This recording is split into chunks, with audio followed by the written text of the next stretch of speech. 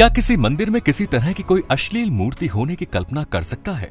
सामान्य रूप से तो इसका जवाब नहीं है, लेकिन जब हम खजुराहो के मंदिरों की बात करते हैं तब हाथ कंगन को आर से क्या यानी प्रत्यक्ष को प्रमाण की जरूरत नहीं होती। अगर आप इन मंदिरों में बनी मूर्तियों को देखेंगे तो यहाँ की मूर्तियां स्त्री पुरुष के प्राकृतिक संबंधों को दर्शाती है। मैथु नरत इन मूर्तियों को देखने के बाद ये सवाल सबके मन में जरूर उठना शुरू हो जाते हैं कि आखिर मंदिर में इस तरह की मूर्तियां बनाने के पीछे का रहस्य क्या हो सकता है। काम वासना से दूर हटकर ही तो हम मंदिर की तरफ आते हैं, लेकिन अगर मंदिर ही काम वासना का गढ़ बन जाए तो ऐसी पूजा स्थली का मतलब क्या ही रह जाएगा। अगर आपके मन में भी ऐसे कई सवाल हैं तो वीडियो के आखिर तक आप बने रहिए और चैनल को सब्सक्राइब जरूर कीजिए। तो आइए चलते हैं समय के उस पड़ाव पर जब इन मंदिरों का निर्माण हो रहा था। तो हम शुरुआत करते हैं चंदेल काल से, जब मध्य प्रदेश के क्षेत्र पर चंदेल वंश के राजाओं का राज हुआ करता था। आज के छतरपुर के एक कस्बे खजुराहो में मौजूद ये मंदिर यूनेस्को के द्वारा वर्ल्ड हेरिटेज साइट के तौर पर घोषित किए गए। चंदेल वंश के राजाओं का साम्राज्य उत्तर प्रदेश के महोबा तक फैला हुआ था। इस पूरे क्षेत्र को ही बुंदेलखंड के नाम से जाना जाता था और ये अपने समय का एक शक्तिशाली राज्य हुआ करता था। चंदेल वंश के राजाओं ने इन मंदिरों का निर्माण इसलिए कराया ताकि संसार काम वासना से परे हटकर ईश्वर का साक्षात्कार कर सके।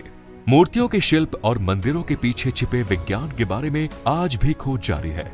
अलग अलग लोग इन मंदिरों पर अपनी अलग अलग राय रखते हैं। वैसे आपके इस मंदिर के बारे में क्या है राय, कमेंट्स में लिखकर बताइए।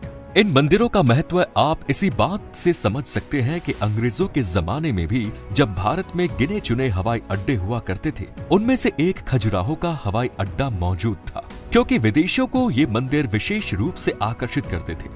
मंदिर में इस तरह के एरोटिक स्कल्पचर्स का होना वाकई में उन लोगों के लिए आश्चर्य की बात थी। लेकिन इस तरह की इंडियन फिलॉसफी को समझने के लिए इंडियन थिंकिंग और माइंडसेट की जरूरत होती है।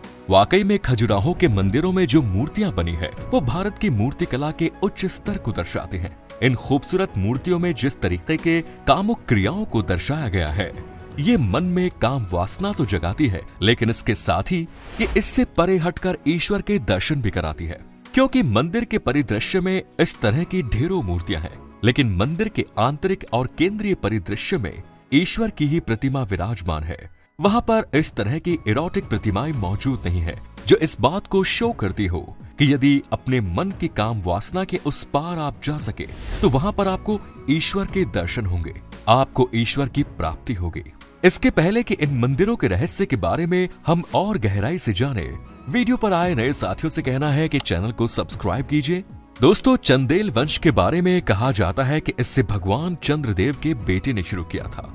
उसका नाम चंद्र बर्मन था। इस वंश के शुरू होने के पीछे भी एक घटनाक्रम जुड़ा हुआ है और ये घटनाक्रम पौराणिक समय का कहा जाता है। उत्तर प्रदेश के काशी से शुरू होता है।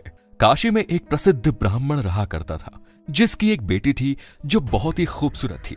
उस बेटी का नाम हेमावती था।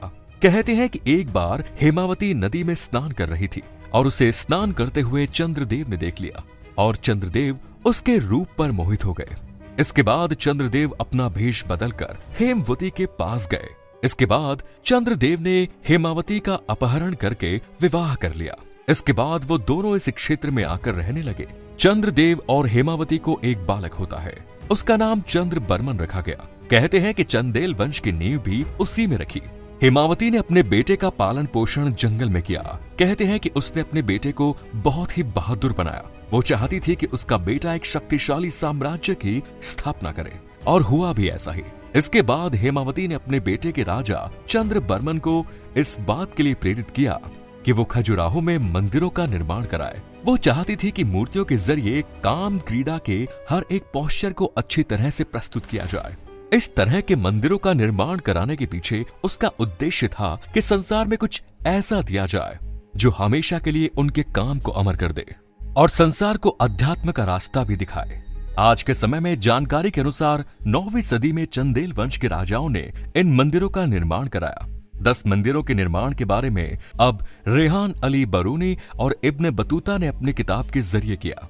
जिस समय इन मंदिरों को बनवाया गया उस समय 20 किलोमीटर के एरिया में कुल 84 मंदिर बनवाए गए।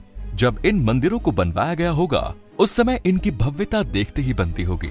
एक शक्तिशाली बुंदेलखंड राज्य की स्थापना हुई और समय बीतता चला गया।